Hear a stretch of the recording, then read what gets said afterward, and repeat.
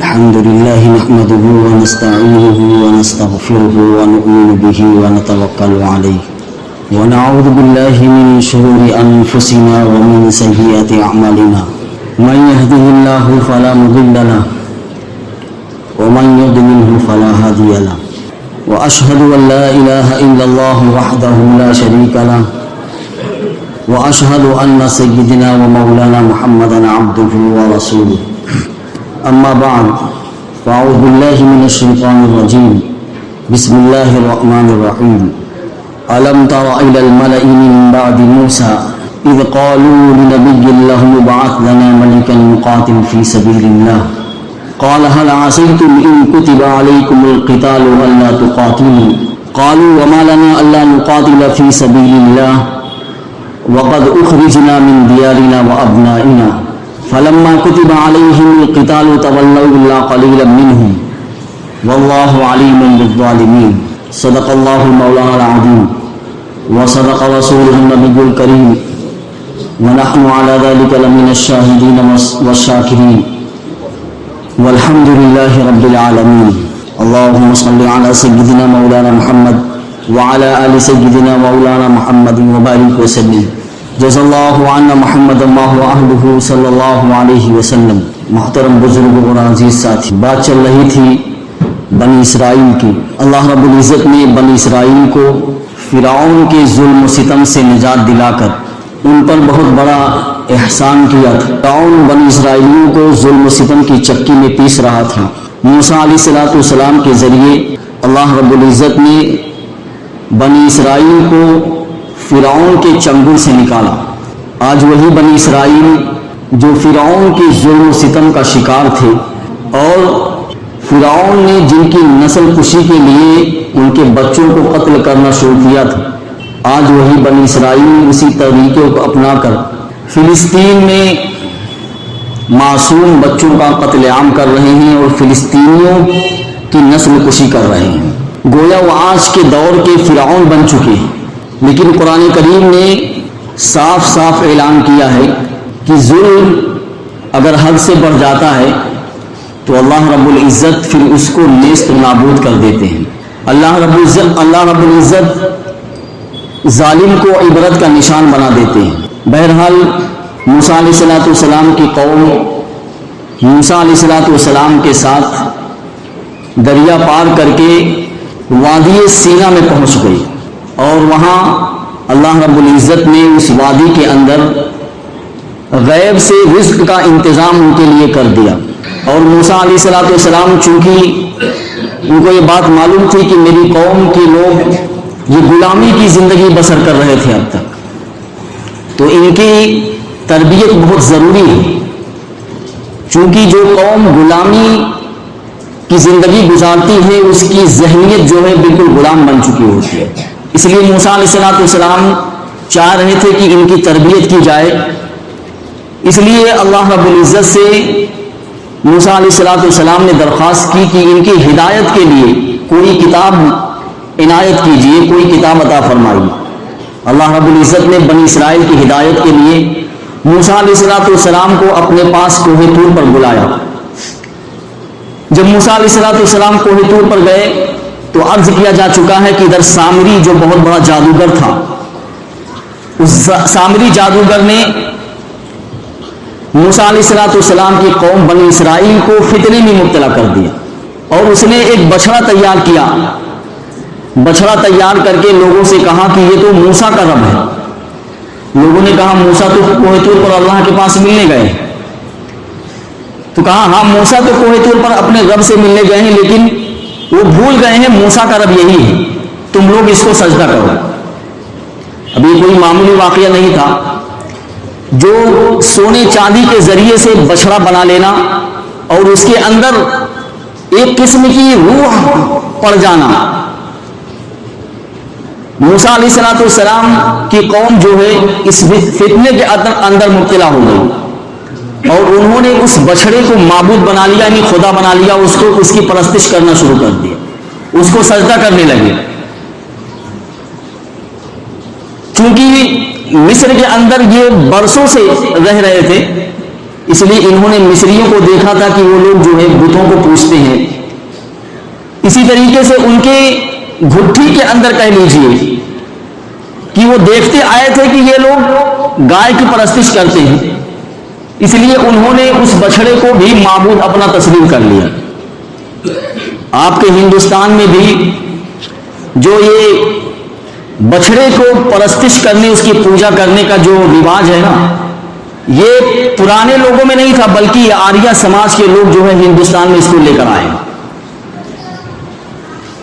اس لیے یہاں بھی اس بچھڑے کی پوجا کی جاتی ہے، اس کو خدا کا درجہ دیا جاتا ہے اور اس کو گو ماتا کہا جاتا ہے، پتہ نہیں کیا کیا لقب سے اس کو نوازتے ہیں۔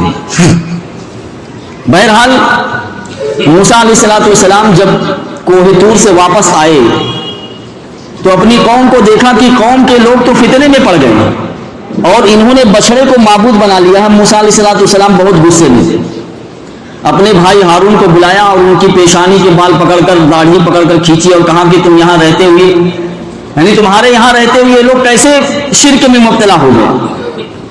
تو ہارون علیہ السلام نے اپنے بھائی سے، موسیٰ علیہ السلام سے کہا کہ بھائی مجھے کچھ مت کہیے، میں نے ان کو بہت سمجھایا لیکن انہوں نے میری ایک نہ سنی۔ جب میں ان کو سمجھاتا تھا تو کہتے تھے تم خاموش رہو ورنہ ہم تم کو قتل کر دیں گے، اس لیے میں ڈر رہا تھا کہ کہیں قوم کے اندر فتنہ اور فساد نہ پھیل جائے، اس لیے میں تمہارا انتظار کر رہا تھا۔ اور یہ سارا کیا دھرا جو ہے یہ سامری کا۔ تو موسیٰ علیہ السلام نے سامری کو بلایا اور سامری سے کہا قال فما خطبک یا سامری؟ قال بصرت بما لم يبصروا به فقبضت قبضة من اثر الرسول فنبذتها وكذلك سولت لي نفسي۔ یہ قرآن نقل کر رہا ہے۔ موسیٰ علیہ السلام نے سامری سے کہا قال فما خطبک یا سامری؟ سامری تم نے یہ کیا کیا، تمہارا کیا حال ہے، مطلب یہ کیا کر دیا تم نے قوم کے ساتھ، اور تم نے قوم کو جو ہے شرک میں، بت پرستی میں اور بچھڑے کے سجدہ کرنے میں لگا دیا تم نے۔ تو سامری نے جو جواب دیا موسیٰ علیہ السلام کو، اگر یہ جواب میں نے عرض کیا تھا کہ اگر قرآن نقل نہ کرتا تو یہی لگتا کہ یہ بنی اسرائیل کی یا اسرائیلیوں کی گڑھی ہوئی کوئی کہانی ہے، لیکن خود قرآن کریم اس کو نقل کر رہا ہے۔ اور سامری کا قول اللہ رب العزت بتا رہے ہیں، سامری کہہ رہا قال بصرت بما لم يبصروا به۔ تو موسیٰ علیہ السلام سے سامری جادوگر نے کہا کہ دیکھو میری نگاہ نے وہ چیز دیکھی جو کسی اور کی نگاہ نہیں دیکھ سکتی۔ میں نے دیکھا کہ جو اللہ کا فرستادہ تھا رسول، میں نے دیکھا کہ اس کے گھوڑے کے ٹاپ کے نیچے ایک زندگی ہے، جہاں جہاں اس گھوڑے کے ٹاپ پڑتے ہیں تو وہاں زندگی پیدا ہو جاتی ہے۔ حالانکہ ریگستانی علاقہ ہے اور بالکل سوکھی زمین ہے جہاں گھاس کا نام و نشان بھی نہیں ہے، لیکن اس گھوڑے کے ٹاپ جہاں بھی پڑتے ہیں تو وہ زمین ہری ہو جاتی ہے، سبزہ اگ جاتا ہے وہاں۔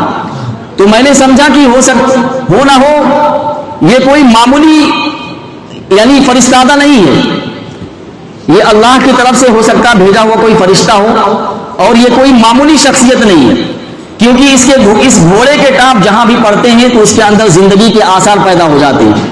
تو میں نے ایک جگہ سے اس گھوڑے کے ٹاپ کے نیچے سے اس کی مٹی اٹھا لی اور اس کو میں نے رکھ لیا، اور پھر میں نے سونے چاندی سے بچھڑا بنایا اور اس کے اندر اس مٹی کو ڈال دیا، اسی کا کمال ہے یہ۔ تو موسیٰ علیہ السلام نے اسے کہا کہ جاؤ تم یہاں سے چلے جاؤ، اور تمہاری یہی سزا ہے، تم اپنی زندگی میں کبھی بھی کسی انسان کو اپنے پاس نہیں آنے دو، اور جب بھی کوئی انسان تمہارے پاس آئے گا تو تمہارے جسم کے اندر کھجلی پیدا ہو جائے گی اور تم اس کو اپنے سے دور کرو گے۔ وَإِنَّ لَكَ فِي الْحَيَاةِ أَن تَقُولَ لَا مِسَاسَ، تم اپنی زندگی میں ہر انسان سے یہی کہو گے کہ میرے پاس مت آؤ۔ موسیٰ علیہ السلام نے سامری سے کہا، اور سامری کو اللہ رب العزت کی طرف سے یہی سزا ملی موسیٰ علیہ السلام کی بد دعا سے، کہ جب بھی سامری کے پاس کوئی بھی انسان اس کے قریب ہوتا تھا تو سامری کہتا تھا مجھ سے دور رہو، یعنی کہتے ہیں الرجی ہو جاتی کسی چیز سے، تو اس کو انسانوں سے الرجی ہو گئی، وہ انسانوں کو اپنے پاس نہیں آنے دیتا تھا، مجھ سے دور رہو۔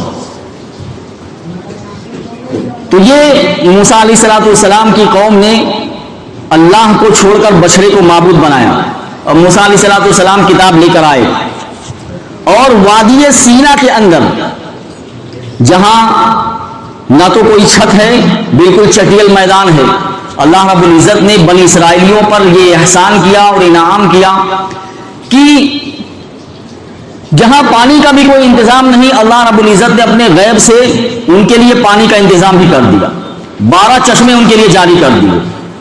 قرآن نقل کرتا ہے فَانْفَجَرَتْ مِنْهُ اثْنَتَا عَشْرَةَ عَيْنًا، یعنی 12 چشمے اللہ رب العزت نے اپنی قدرت سے اس چٹیل میدان کے اندر جاری کر دیے۔ چونکہ بنی اسرائیل کے 12 خاندان تھے، اور ہر خاندان کا فرد جو ہے وہ کسی دوسرے خاندان کو دیکھنا نہیں چاہتا تھا، بس ہر وقت لڑائی جھگڑے کرتے رہتے تھے۔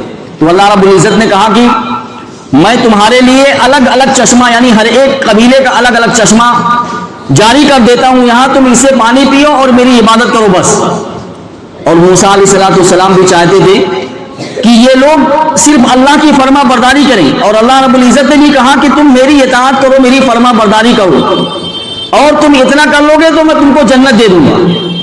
اور موسیٰ علیہ السلام جانتے تھے کہ یہ قوم میری جو ہے یہ فرعون کی غلامیت سے نکل کر آئی ہے، اور ان کا ذہن جو ہے غلامی کے اندر ابھی بھی مبتلا ہے، اور غلام جو قوم ہوتی ہے اس سے کوئی بڑا کام نہیں ہوتا ہے، جو بھی قوم غلام بن جاتی ہے اس سے کوئی بڑا کارنامہ وہ قوم انجام دے ہی نہیں سکتی ہے۔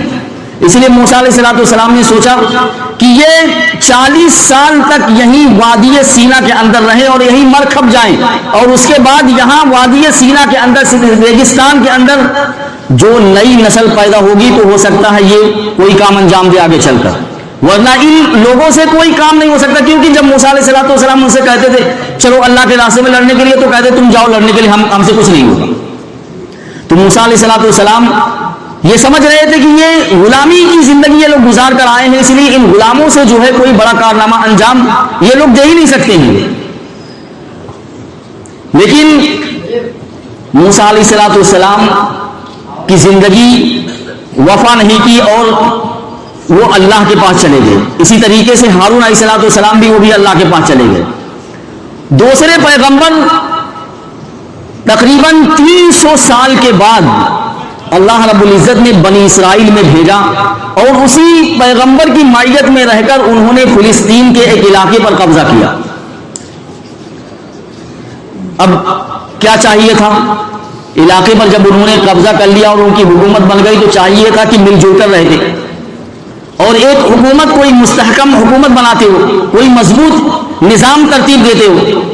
لیکن انہوں نے یہ کیا کہ ان کے جو 12 قبیلے تھے، ہر قبیلے نے اس فلسطین کے جس خطے کو انہوں نے فتح کیا تھا الگ الگ حکومت انہوں نے بنانا شروع کر دیا۔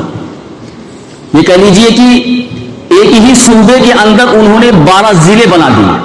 اب بتائیے، جب ایک ہی صوبے کے اندر، یعنی کوئی اتنا بڑا صوبہ بھی نہیں ہے فلسطین کا، اب اس میں 12 علاقے، اگر 12 خطے اور 12 ضلع بن گئے، اور ہر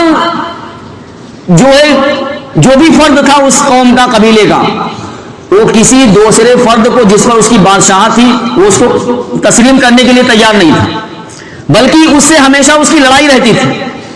اور جو بھی، یہ بھی یاد رکھیے، جو بھی حکمراں جماعت ہوتی ہے، حکمراں پارٹی ہوتی ہے، وہ کبھی بھی اپنے آگے کسی کو دیکھنا نہیں چاہتی ہے۔ وہ سمجھتی ہے کہ میں ہوں، میرے علاوہ کوئی دوسرا نہیں ہے۔ ہر حکمراں جماعت یہ اپنے آپ کو بڑا سمجھتی ہے کہ میرے آگے کوئی ہے ہی نہیں۔ ایسے ہی ان لوگوں کے اندر یہ کہہ لیجیے کہ عجب پیدا ہو گیا تھا، کبر اور بڑائی پیدا ہو گئی تھی کہ میرے آگے تو یہ قبیلے والا کچھ نہیں ہے۔ اس لیے آپس میں ان قبیلوں کی جو ہے دشمنی رہتی تھی، اور اسی دشمنی کا فائدہ اٹھا کر جو ان کے اطراف میں مشرکین کی قومیں تھیں، ان قوموں نے ان کی دشمنی سے فائدہ اٹھایا، اور ایک قبیلے والے کے ایک حاکم کے پاس جا کر، حکمراں کے پاس جا کر کہا دیکھو تمہاری فلاں قبیلے سے دشمنی ہے، ہم ایسا کرتے ہیں کہ تم کو درمیان میں آنے کی ضرورت نہیں ہے، ہم اس کا کام نپٹا دیتے ہیں اور ہم تمہارے لیے کر رہے ہیں۔ تو خوش ہو جاتا تھا، کہتا ٹھیک ہے، ہم کو درمیان میں جب آنا نہیں ہے، تم اس سے نپٹ لو، تم جو کرنا چاہو اس کے ساتھ کر لو، ہم درمیان میں نہیں آئیں گے۔ ایک ایسا کر کے جو ہے مشرکین قوم نے ایک ایک کر کے کئی قبیلوں کے ان کو ختم کر دیا. یہ تو سیاست ہے نا, یہی سیاست ہے. اور جو اپنے آپ کو سرمایہ دارانہ نظام کا مالک سمجھتے ہیں وہی سیاست اپناتے ہیں. دیکھیے اگر آپ اس تاریخ کو پڑھیں گے نا, یہ جو قرآن نے اس تاریخ کو بیان کیا ہے, اگر اس تاریخ کو پڑھیں گے تو بنی اسرائیل نے یہی تاریخ دہرائی. آج کی دنیا بھی اسی تاریخ کو اپنا رہی ہے. دیکھیے کویت پر حملہ کرا دیا عراق سے, اور عراق کویت کو اپنا ہمنوا بنا لیا اور عراق پر قبضہ کر لیا اس نے. اور پھر اس کے بعد لیبیا کے اندر اس نے کھانا جنگی کروا دی, اور مصر کے اندر جو ہے اس نے تختہ لٹ دیا اس کا, اور کہا دیکھو تم کو درمیان میں آنے کی ضرورت نہیں ہے, ہم تمہارے دشمن کے ساتھ یہ کر رہے ہیں, تم بیچ میں مت بولنا تم. اس کے بعد جو ہے مصر کا تختہ اس نے الٹ دیا. بیائی نہیں ہے یہ تاریخ بنی اسرائیلیوں نے اپنائی ہے, جو ان کے ساتھ اپنایا گیا تھا. جب ان لوگوں نے دیکھا کہ ہمارے قبیلے کے سارے لوگ ختم ہو رہے ہیں, یعنی ایک ایک حکمراں جو ہے چلا جا رہا ہے, اور مشرکین جو ہے ہمارے علاقے پر قبضہ کرتے چلے, اگر یہ ہم کو بھی ختم کر سکتے ہیں, تو اپنے وقت کے جو ان کے وقت کے جو نبی تھے, پیغمبر تھے, بنی اسرائیل میں ہوتا یہ تھا کہ جو نبی ہوتا تھا وہ بادشاہ نہیں ہوتا تھا. صرف حضرت داؤد علیہ السلام ایسے نبی اور حکمراں ہیں جن کو بادشاہت بھی ملی ہے اور نبوت بھی ملی ہے. تو اپنے وقت کے نبی کے پاس گئے اور کہا کہ حضور بات یہ ہے کہ ہم لوگ جو ہے ان مشرکین سے تنگ آ چکے ہیں, اور ہم کوئی ایک مستحکم حکومت چاہتے ہیں, اور یہ چاہتے ہیں کہ کوئی ہمارا بادشاہ ہو جس کے ماتحتی میں رہ کر ہم اپنی یعنی اس خطے کو مضبوط کریں اور ہمارا اقتدار جو ہے مضبوط رہے. آپ ہمارا کوئی ایسا بادشاہ چن لیجئے جس کے پیچھے ہم لوگ چلیں, جس کی بات ہم لوگ مانیں, اور سارے کے سارے قبیلے لوگ اسی کی بات مانیں. دراصل ان قبیلے کے لوگوں کو ایک گمان تھا کہ یہ نبی جو ہے اگر کسی کو بادشاہ تسلیم کریں گے تو ہمارے میں سے تسلیم کریں گے, ہم میں سے ہی منتخب کریں گے, ہمارے علاوہ تو کوئی یہاں ہی نہیں جس کو کوئی بادشاہ بنا دے. اس لیے انہوں نے سوچا کہ ہمارے میں سے ہی کوئی بادشاہ بنے گا. لیکن اللہ کے نبی نے کہا کہ ٹھیک ہے, تم لوگوں کا جو مشورہ ہے میں اللہ سے دعا کرتا ہوں, اور میں نبی ہوں, اور نبی کوئی بات بغیر اللہ کے مشورے کے نہیں کرتا ہے. میں اللہ سے مشورہ لے لیتا ہوں, اللہ سے دعا کرتا ہوں, اللہ کا جو فیصلہ ہوگا وہ میں تم کو بتا دوں گا. خیر قبیلے کے لوگ چلے گئے. جو وقت نبی نے دیا تھا اس وقت پر وہ دوبارہ آئے اور کہا کہ ہم نے آپ سے درخواست کی تھی, اللہ کی طرف سے کیا حکم آیا؟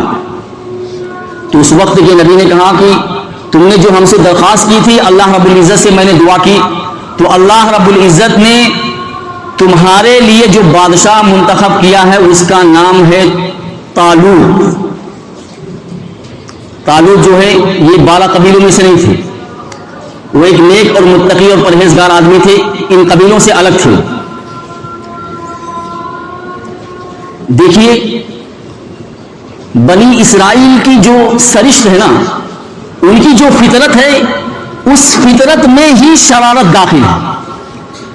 وہ موسیٰ علیہ السلام کے ساتھ بھی انہوں نے شرارت کی, اور ان کے بعد جو نبی آئے ان کے ساتھ بھی انہوں نے شرارت کی. دیکھیے ایسا موقع ہے کہ جب دشمن ان کے سر پر کھڑا ہوا ہے اور دشمن بالکل ان کے مقابل میں آ چکا ہے, اور قریب ہے کہ دشمن ان کے قبیلوں کو نیست و نابود کر دے گا. ایسے وقت میں تو ان کو چاہیے کہ نبی کی بات کو تسلیم کر لے اور نبی نے جو مشورہ دیا اس کو مان لے. لیکن انہوں نے فوراً کہنا شروع کیا کہ یہ طالوت ہمارا بادشاہ کیسے ہو سکتا ہے؟ نبی کے سامنے عین جنگ کا موقع ہے, جب دشمن بالکل سر کے اوپر کھڑا ہوا ہے, اس وقت انہوں نے احتجاج شروع کر دیا نبی سے, اور قرآن ان کے احتجاج کو نقل کر رہا ہے. قرآن کہتا ہے انا یکون لہ الملک علینا ونحن احق علیہ بالملک بالمال, کہ یہ بادشاہ طالوت ہمارا کیسے بنے گا؟ اس کے پاس تو کچھ ہے بھی نہیں, اور اس کے پاس تو نہ مال ہے نہ دولت ہے, اور نہ اس کے پاس علم ہے, کچھ بھی نہیں ہے اس کے پاس, یہ ہمارا بادشاہ کیسے بنے گا؟ وہی بات ہو گئی نا جو میں نے پہلے کہا تھا کہ ان قبیلے کا ہر فرد چاہتا تھا کہ ہم میں سے کوئی بادشاہ بنے گا، وہی بات ان کی زبان پر آ گئی، اور یہ لوگ چاہتے تھے کہ ہمارے میں سے کوئی بادشاہ بنے اور ہم اس کی اتباع کریں، لیکن اللہ کے نبی نے ان کے برعکس فیصلہ کر دیا، اللہ سے مشورہ کر کے۔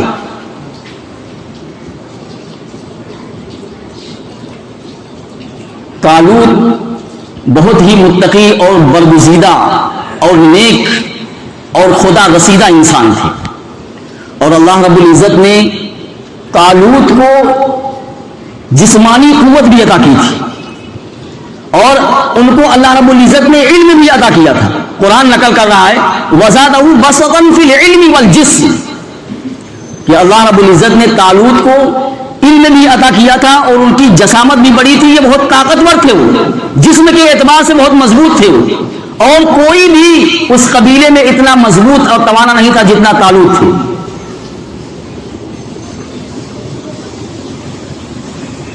جب انہوں نے احتجاج شروع کیا تو اللہ کے نبی نے کہا دیکھو میں نے یہ فیصلہ اپنی طرف سے نہیں کیا، ان اللہ اصطفاہ علیکم وزادہ بسطا فی العلم والجسم، یہ فیصلہ میرا نہیں ہے، یہ انتخاب میں نے طالوت کا اپنی طرف سے نہیں کیا، یہ انتخاب تو اللہ نے کیا ہے۔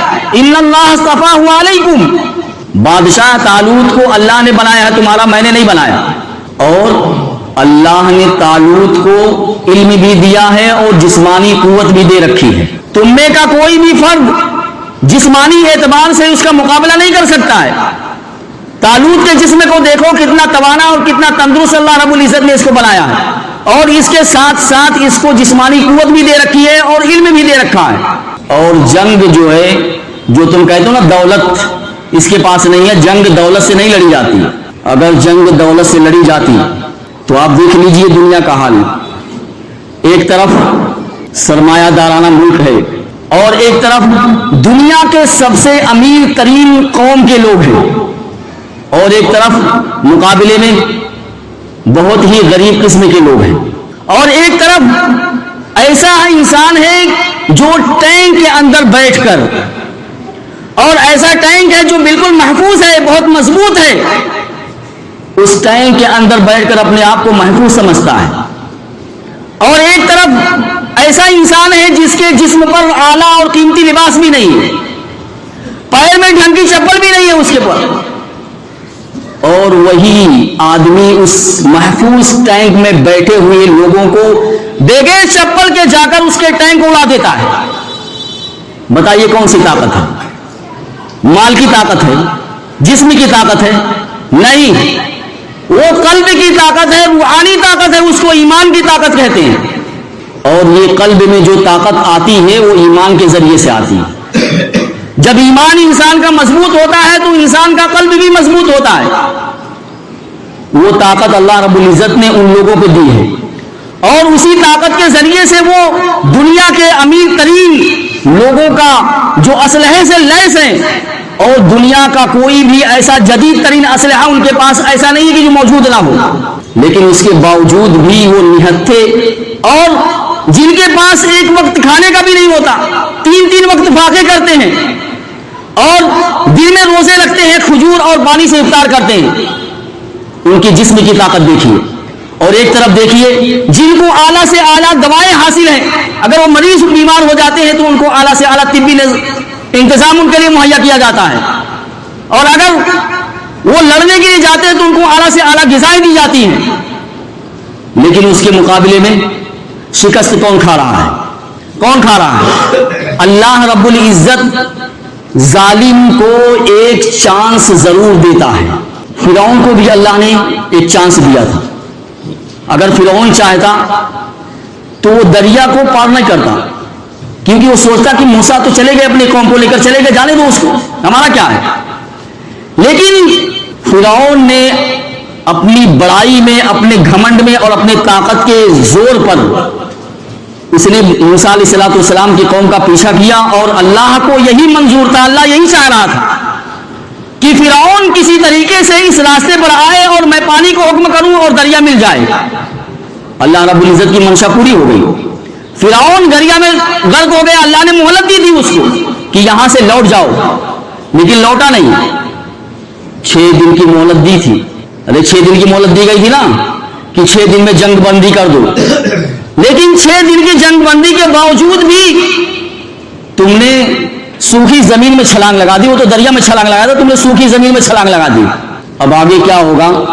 اللہ اپنی قدرت کا مظاہرہ دکھائیں گے اور دنیا دیکھ رہی ہے، اور دنیا اس طاقت کو دیکھے گی. انشاءاللہ ثم انشاءاللہ ظالم اپنے گھٹنوں کے بل زمین پر گرے گا، اور دنیا کے آگے اس کا نام و نشان بن جائے گا کہ دنیا دیکھے گی کہ یہ ظالم جو معصوم بچوں کو اور نہتے مسلمانوں کو قتل کر رہے ہیں، ان کا انجام کیا ہو رہا ہے دنیا خود اپنی آنکھوں سے اس کو دیکھ لے گی. اور اللہ رب العزت دکھا بھی رہے ہیں، اپنی طاقت کا مظاہرہ کروا رہے ہیں کہ دیکھو میں ان لوگوں سے جو یعنی کھانے کے نہیں، ان کے پاس کھانے کے لیے لائن میں لگتے ہیں.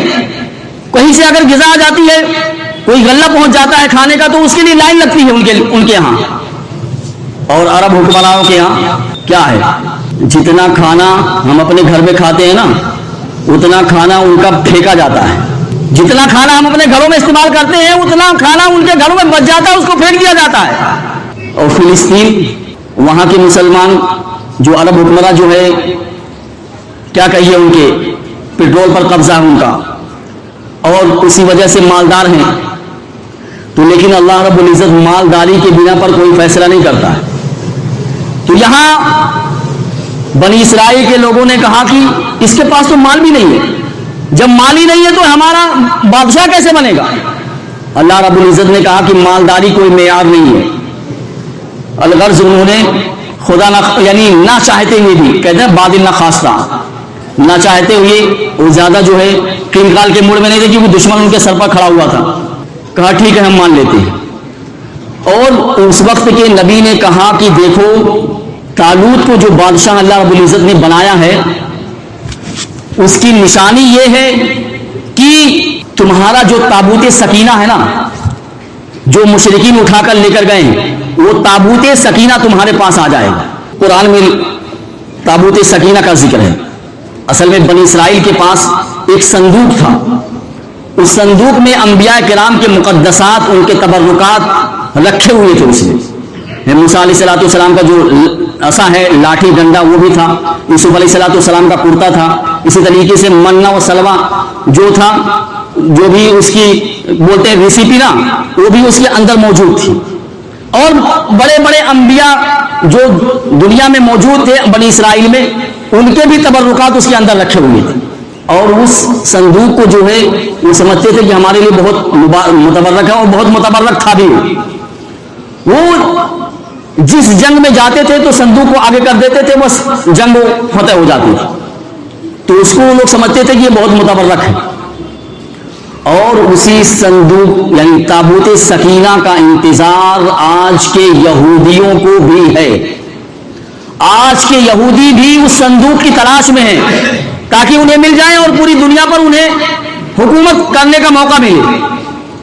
تو اللہ رب العزت نے کہا کہ وہ تابوت سکینہ تمہارے پاس آ جائے گا، طالوت کے بادشاہ بننے کی نشانی یہی ہوگی.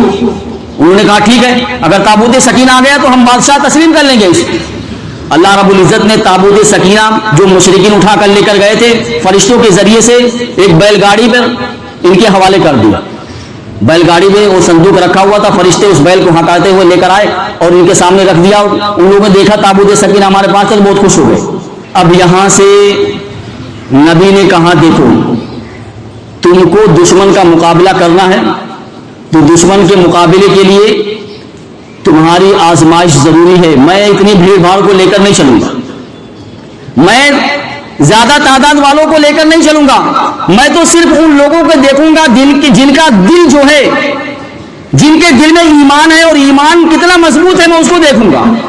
اور تمہاری جو ہے بالکل چھٹنی ہوگی، چھٹائی ہوگی تمہاری. اور یہ امتحان میں نہیں بلکہ یہ امتحان اور یہ آزمائش اللہ رب العزت خود تمہاری لیں گے. وہ امتحان و آزمائش کیا ہے؟ وہ امتحان و آزمائش یہ ہے کہ سخت ترین پیاس کی حالت میں تم کو ایک ندی پار کرنا ہے. سخت پیاس لگی رہے گی تم کو، اور اسی سخت پیاس کی حالت میں تم کو ندی کو پار کرنا ہے. اگر کوئی اس ندی کے پانی سے پی لیا پیٹ بھر کر تو میرے ساتھ نہیں چل سکے گا. بس معلوم ہو جائے گا کہ اس کے دل میں ایمان کی رمق کتنی ہے. اگر اس نے اس سمندر کے پانی سے، ندی کے پانی سے پیٹ بھر کر پانی پی لیا تو پیچھے رہ جائے گا، اس کو میرے ساتھ چلنے کی ضرورت نہیں. اور جس نے نہیں پیا وہی میرے ساتھ چلے گا. اور یہ امتحان میں نہیں بلکہ اللہ رب العزت لے رہے ہیں. فلما فصل طالوت بالجنود قال ان اللہ مبتلیکم بنہر فمن شرب منہ فلیس منی. جو شخص اس میں سے پی لے گا وہ میرے ساتھ نہیں رہے گا. ومن لم یطعمہ فانہ منی. جو شخص اس میں سے پانی نہیں پیے گا وہ میرے ساتھ جائے گا دشمن سے مقابلہ کے لیے. قرآن کہہ رہا ہے فشربوا منہ الا قلیلا منہ. جب ندی اس سخت پیاس کی حالت میں پار کرنے لگے وہ لوگ تو سب نے پانی پی لیا. اور نبی نے کہا تھا دیکھو پیٹ بھر کر پانی نہیں پینا ہے. ایک چلو، ایک گھونٹ، 2 گھونٹ اگر کوئی پی لیا تو یہ منع نہیں ہے، لیکن پیٹ بھر کر پانی جو پیے گا وہ میرے ساتھ نہیں چلے گا. قرآن کہہ رہا ہے فشربوا منہ الا قلیلا منہم. چند لوگوں کے علاوہ ایک خاصی تعداد نے پانی کو پی لیا. نبی نے کہا اب تم میرے ساتھ نہیں چل سکتے ہو، اب تمہارا میرے ساتھ جانا ممکن نہیں ہے. کیوں؟ کیونکہ اللہ رب العزت نے تم کو روک دیا. اب تم جاؤ اپنے گھر میں عیش و آرام کرو. اور اللہ رب العزت ایسے لوگوں کو ساتھ میں نہیں رکھتے. اللہ رب العزت کی طرف سے چھٹنی ہو رہی ہے، تمہاری چھٹائی ہو گئی ہے، تم جا کے ہو رہی ہے چھٹائی ہو رہی ہے. اللہ رب العزت کر رہے چھٹائی. اللہ رب العزت کہتے ہیں تم رقص و سرود کی محفلیں جماؤ، تم گانے بجانے والوں کو بلا کر اپنے یہاں مقدس سرزمین پر اس سرزمین کو ناپاک کرو.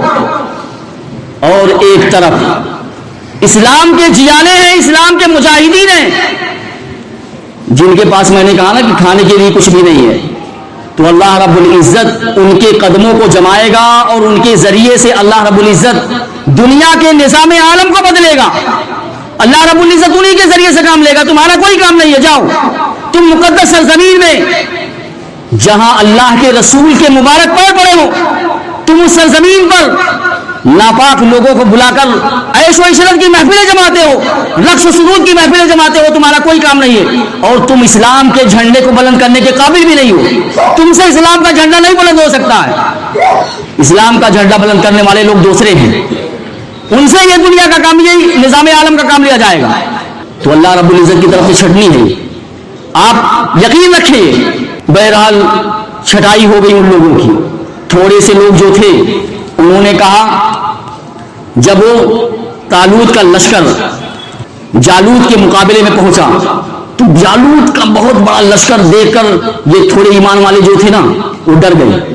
دل میں خوف پیدا ہو گیا کہ اتنا بڑا لشکر طالوت کا، جالوت کا، ہم کیسے مقابلہ کریں گے؟ تو ان میں سے کسی نے کہا قال الذين يظنون انهم ملاقو الله كم من فئة قليلة غلبت فئة كثيرة بإذن الله.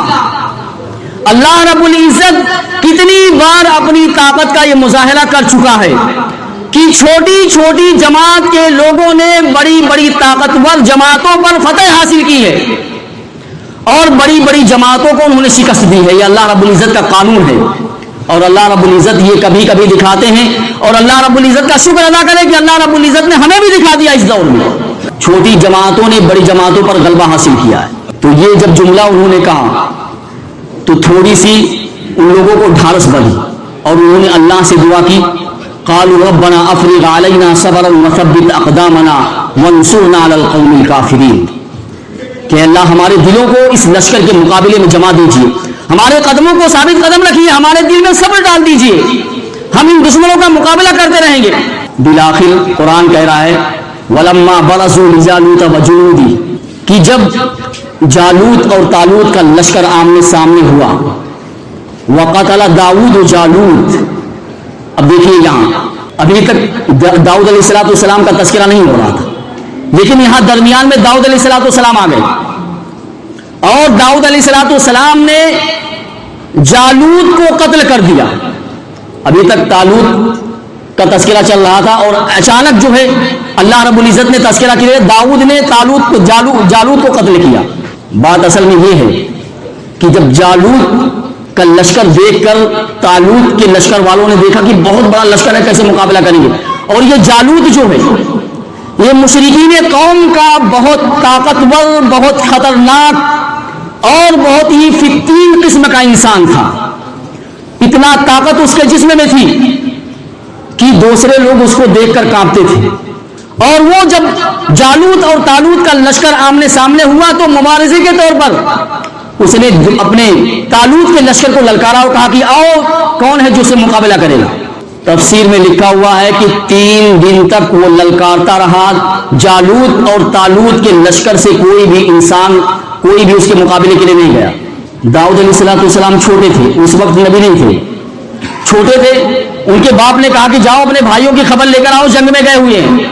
جب وہ جنگ میں گئے اور دیکھا کہ جالوت دشمن کو یعنی ہماری قوم کو للکار رہا ہے اور کوئی اس کے مقابلے کے لیے نہیں جا رہا ہے، تو انہوں نے آ کر طالوت سے کہا کہ مجھے اجازت دیجیے، میں اس کا مقابلہ کروں گا۔ طالوت نے کہا کہ تم تو بہت چھوٹے ہو، کمسین ہو، اس لیے تو تم کو جنگ میں نہیں لیا، تم اس کا مقابلہ کیسے دیکھ رہے ہو، اس کا جسم دیکھ رہے ہو، کتنا بھاری جسے کا آدمی ہے، اس کے مقابلے کے لیے کوئی جانا ہے، تم کیسے جاؤ گے؟ داؤد علیہ السلام نے کہا کہ نہیں، مجھے جانے دو۔ بالآخر داؤد علیہ السلام گئے اور انہوں نے ایک ایسا عظیم کارنامہ انجام دیا جس کو قرآن میں اور حدیث میں تذکرہ کیا ہو۔ داؤد علیہ السلام گئے، ایک ایسا انسان جو بالکل لوہے سے ڈھکا ہوا ہے، یعنی زرہ پہنے ہوئے لوہے کی، اگر کوئی تیر بھی ماریں گے تو اس کے جسم پر نہیں لگے گا۔ داؤد علیہ السلام نے پتھر اٹھایا اور پتھر اٹھا کر اتنی زور سے مارا کہ اس کی پیشانی پر وہ پتھر چپک گیا اور اس کی پیشانی جو ہے پھٹ گئی، اور جیسے ہی پیشانی پھٹی وہ زمین پر گرا، جھنڈا گرا اور لشکر میں کھلبلی مچ گئی۔ اتنا بڑا جرنیل ایک غیر معمولی واقعے سے اگر اس کی ہلاکت ہو جائے تو لشکر میں کھلبلی مچنا یقینی ہے۔ لشکر کے لوگوں نے دیکھا ہمارا بادشاہ تو مر گیا، اس لیے لشکر وہاں سے رفو چکر ہو گیا، بھاگ گیا میدان چھوڑ کر، اور وہاں اللہ رب العزت نے فَهَزَمُوهُمْ بِإِذْنِ اللَّهِ، اللہ رب العزت نے کہا کہ جالوت کو شکست دے دی طالوت نے، یعنی ان لوگوں نے، اور داؤد علیہ السلام نے جالوت کو قتل کر دیا۔ تو یہ اللہ رب العزت کا نظام ہے۔ اللہ رب العزت قلیل جماعت کے مقابلے میں اگر بڑی جماعت رہے تو کبھی کبھی اللہ رب العزت اس مختصر جماعت کو غلبہ دیتے ہیں اور اپنی قدرت کا مظاہرہ کرتے ہیں۔ اللہ رب العزت سے دعا کریں کہ اللہ رب العزت ہم کو ایمان کامل عطا فرمائے اور موت کا ڈر اور موت کا خوف ہمارے دلوں سے نکال دے۔